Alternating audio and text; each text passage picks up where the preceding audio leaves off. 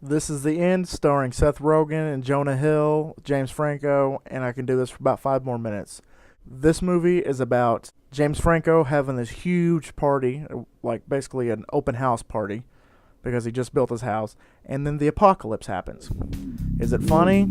Does it suck? Watch my review, you'll find out.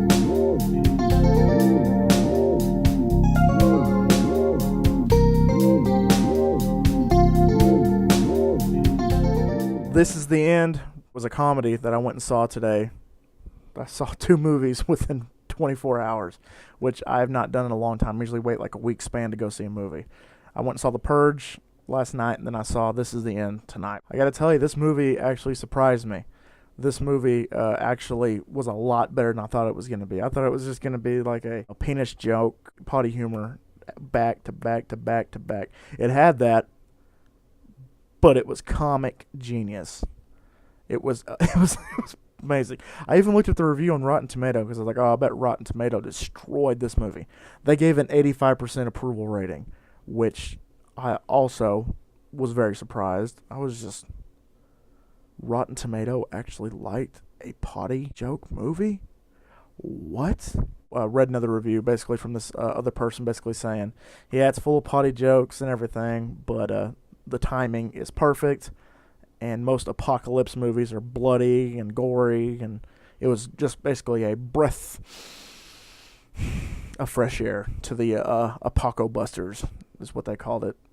Apoco Blockbusters. But this movie has so many cameos. It's got Kevin Hart, which is one of my favorite guys, one of my favorite comedians. Got Emma Watson. God, she is beautiful. And it just goes on and on and on. The list is just ridiculous. How they got all these people to be in one movie. It's basically a house party at James Franco's house, and then it just this is based off of the YouTube series Jay and Seth versus the Apocalypse, which they made it into a full-length movie with This is the End. The rapture happens. All the good people, they go into heaven, and all the unworthy stay behind. And then even in the movie, Jay himself actually is reading the Bible. He's saying the book of Revelation says this. There's a beast with 6 heads, just reading through this. And everybody's saying, that's bullshit. We all would have been taken anyway. We all would have gone up into heaven because we're all good guys. But that's not the case for them. Have to work together through this. And finally, the ending, I'm not going to spoil. This is spoiler free. The acting, of course, when you're playing yourself, it's amazing. And there was also a lot of references in this movie. It was ridiculous. Like James Franco, his house is full of stuff that he did. There was actually they actually called they called him the Green Goblin in the the movie, which he was the new Goblin, which was the worst name ever. It should have just been Hobgoblin. They should have just left it at that.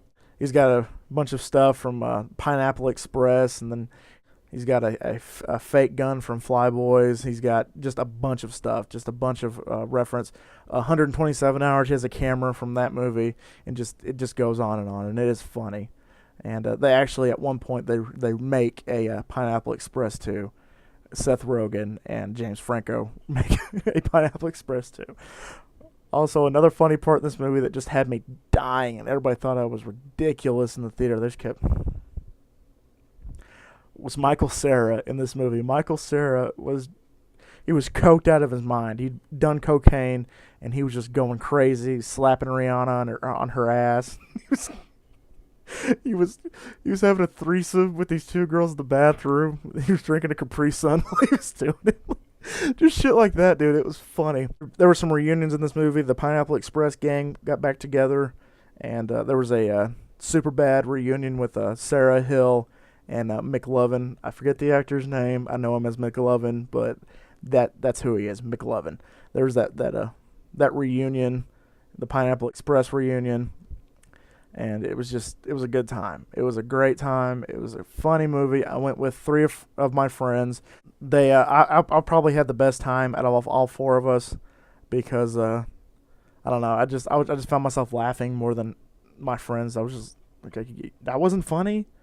Come on, that was hysterical. And it was a good time. Be sure to go with a big crowd. If you go by yourself, it's going to be a good time. But if you go with a big crowd, it is going to be that much better. Trust me.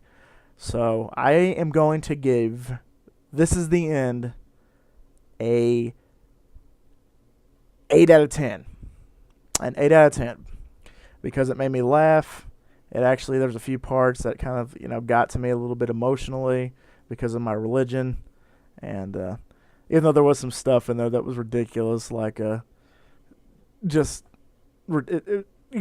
the ending. If you watch the ending, you're gonna know what I'm talking about. But the ending was just ridiculous, and I was just laughing the whole time. It's like, I wonder if heaven is really like this, because I would have missed this movie. Because it was one of those movies where I'm just like, yeah, maybe I'll go see it, or whatever. If I have the time, maybe in the $2 theater. But then Tanner's like, you want to go? I was like, yeah, I just saw a movie 12 hours ago. Let's go see another one. But that is my review for This Is the End. Go ahead and show Papa Pork Chop some love by subscribing to this channel. At the end credits of this video, there will be a link where you can go to my channel. Be sure to like me on Facebook, follow me on Twitter. I have my email address on there if you guys want to email me for any sort of reason. I got a Reddit account, and I don't know how to use it. I don't know what the purpose is for Reddit, but it's Colin Pork Chop is my Reddit account. FKFan92 is my old channel. Just do whatever y'all feel like doing.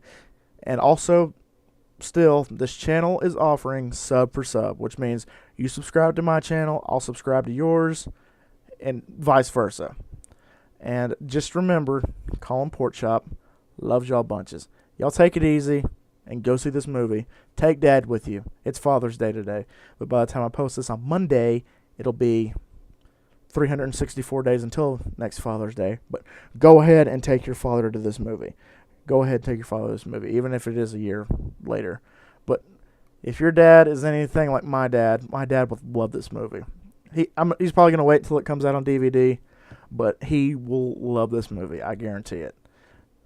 Y'all have a good one. And happy Father's Day, even though it's late. Love y'all bunches.